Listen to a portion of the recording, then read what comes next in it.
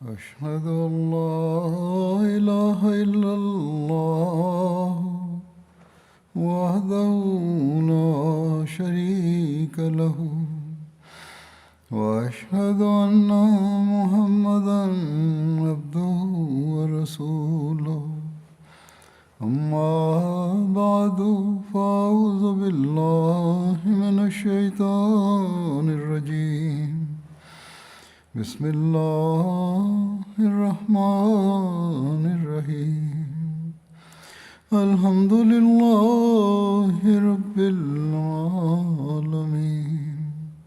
الرحمن الرحيم مالك يوم الدين إياك نعبد وإياك نستعين اهدنا الصراط المستقيم صراط الذين أنعمت عليهم غير المغضوب عليهم ولا الضالين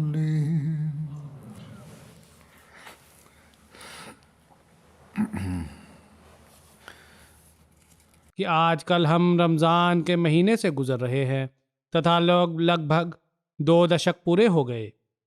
अल्लाह ताला की कृपा से हर मोमिन इस महीने में ये प्रयास करता है कि वह अधिक से अधिक इस महीने के फैज़ से अंश प्राप्त करे। अल्लाह ताला ने रोज़ों के अनिवार्य होने के आदेश पर आरंभ में ही रोज़े का ये उद्देश्य वर्णन किया है कि रोज़े तुम पर इसलिए फ़र्ज किए गए हैं ताकि तुम तकवा अर्थात संयम ईशपरायणता धारण करो। तथा रोज़ों तथा रमज़ान के फैज़ से हम तभी हिस्सा प्राप्त कर सकेंगे जब हम रोज़ों के साथ अपने तकवा के स्तर भी बुलंद करने वाले होंगे।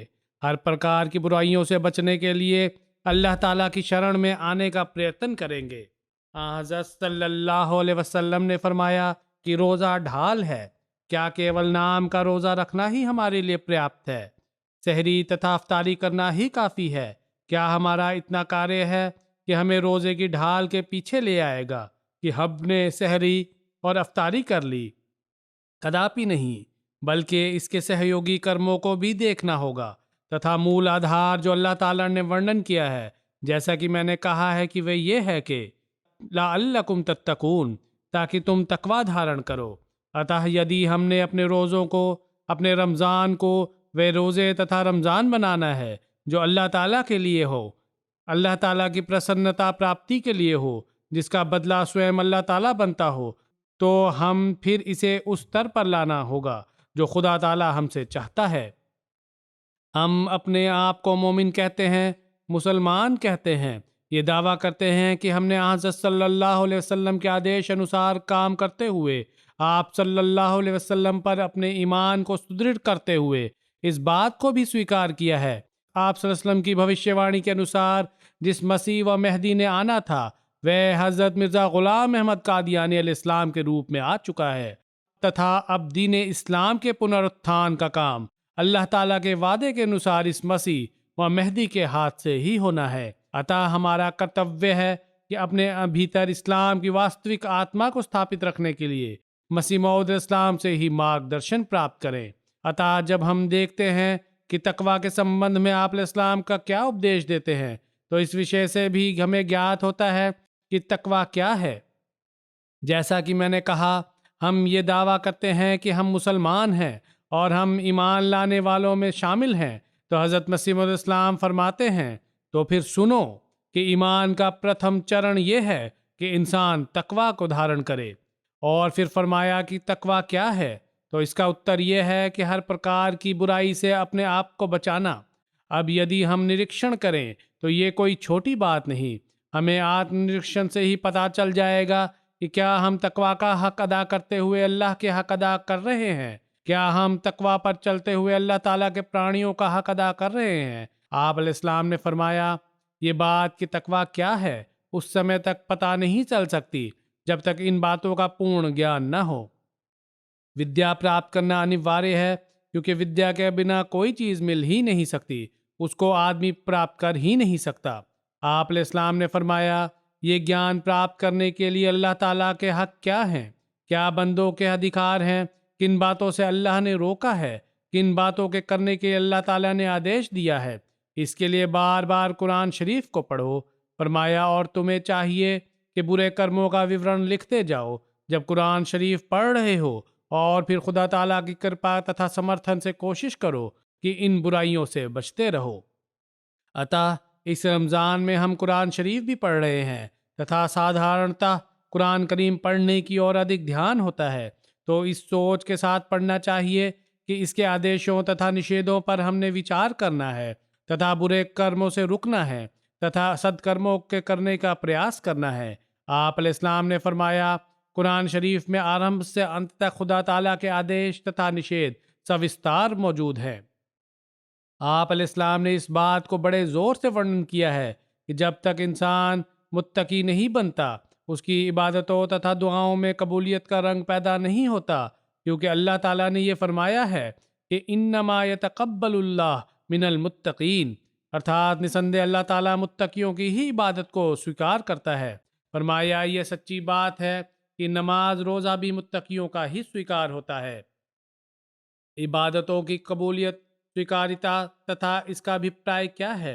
तो इसका उत्तर यह है कि जब हम ये कहते हैं कि नमाज स्वीकार हो गई, तो इसका अभिप्राय ये होता है कि नमाज के प्रभाव तथा बरकतें नमाज पढ़ने वाले में पैदा हो गई।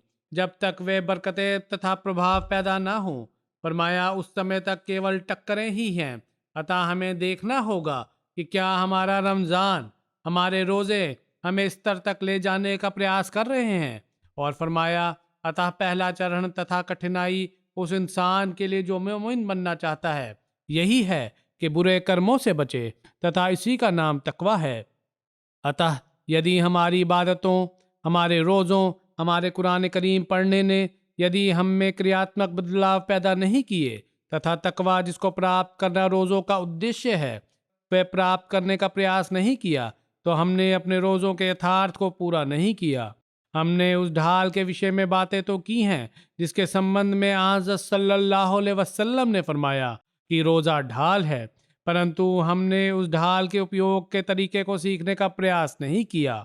हमने सहरी एवं अफ्तारी की व्यवस्था तो की, परंतु हमने सहरी और अफ्तारी खाने के उद्देश्य को पूर्ण नहीं किया।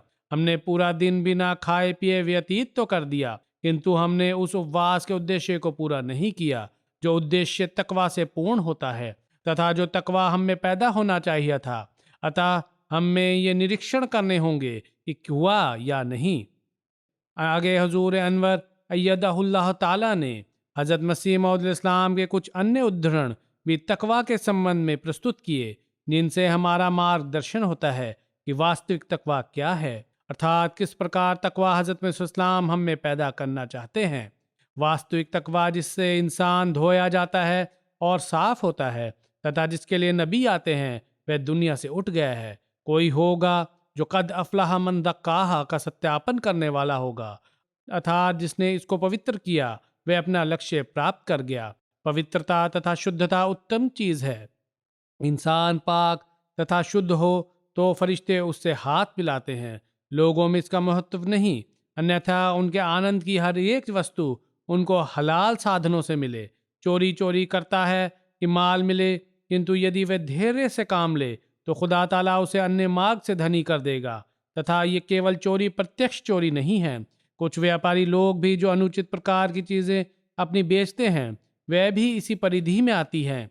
ईमान जब इंसान के दिल से निकल जाता है तो उसी समय इस प्रकार की हरकतें होती हैं। फरमाया जैसे बकरी के सिर पर शेर खड़ा हो तो वह घास भी नहीं खा सकता, तो बकरी जितना ईमान भी लोगों का नहीं है। गुनाहों तथा बुराइयों को जब इंसान करता है तो उस समय यह आभास होना चाहिए कि खुदा ताला हमें हर समय देख रहा है। फरमाया कि वास्तविक जड़ तथा उद्देश्य तकवा है, जिसे वह मिल गया तो सब कुछ प्राप्त कर सकता है। इसके बिना अर्थात संभव ही नहीं कि इंसान छोटे गुनाहों से तथा बड़े पापों से बचे। तकवा से प्रत्येक चीज़ कुरान के आरंभ ने इसी से किया है। इय्याका नअबुदु व इय्याका नस्तईन का अभिप्राय भी तकवा है कि इंसान यद्यपि अमल करता है किंतु भय के कारण साहस नहीं करता कि उसे अपनी ओर जोड़ कर बताए और अल्लाह से सहायता मांगता है। फिर दूसरी अवस्था भी हुदल लिल मुत्तकीन से आरंभ होती है।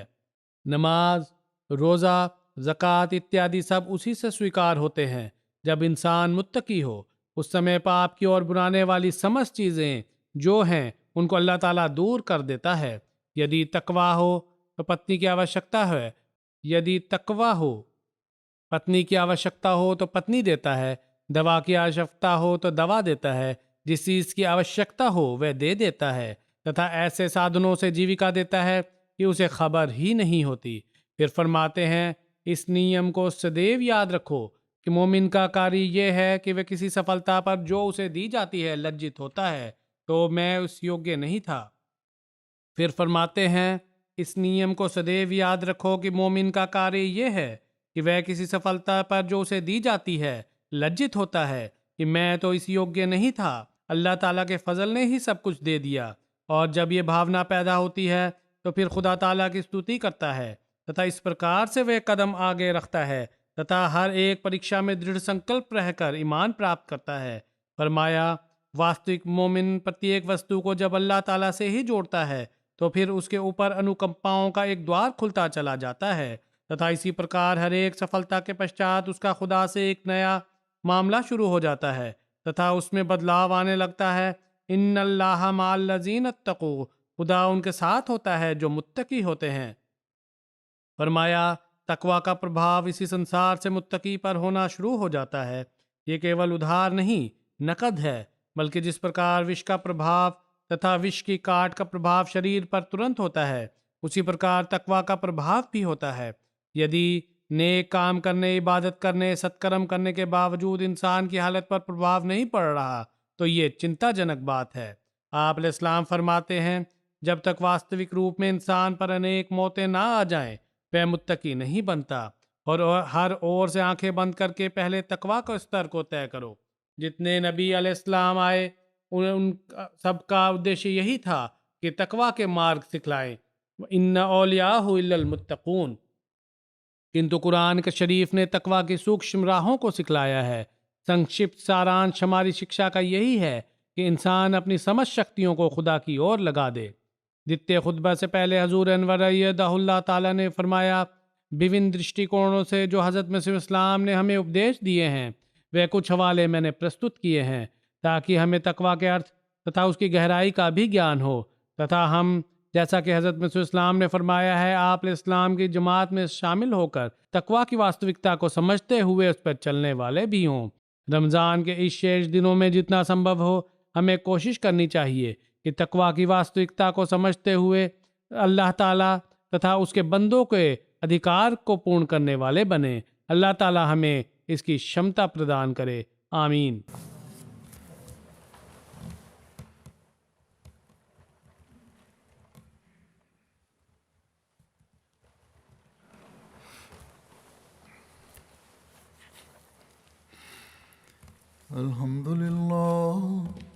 अल्हम्दुलिल्लाह नहमदुहु व नस्तईनुहु व नस्तगफिरुहु व नुमिनु बिही व नतवक्कलु अलैहि व नऊज़ु बिल्लाहि मिन शुरूरि अनफुसिना व मिन सय्यिआति अमालिना। मन यहदिहिल्लाहु फला मुदिल्ल लहु वमन युद्लिल्हु फला हादिय लहु वनशहदु अल्ला इलाहा इल्लल्लाह वनशहदु अन्ना मुहम्मदन अब्दुहु व रसूलुहु। इबादल्लाहि रहिमकुमुल्लाह, इन्नल्लाह यामुरु बिल अदलि वल इहसानि व ईताइ ज़िल क़ुर्बा व यन्हा अनिल फ़हशाइ वल मुनकरि वल बग़य यइज़ुकुम लअल्लकुम तज़क्करून। उज़्कुरुल्लाह यज़्कुरुकुम वदूहु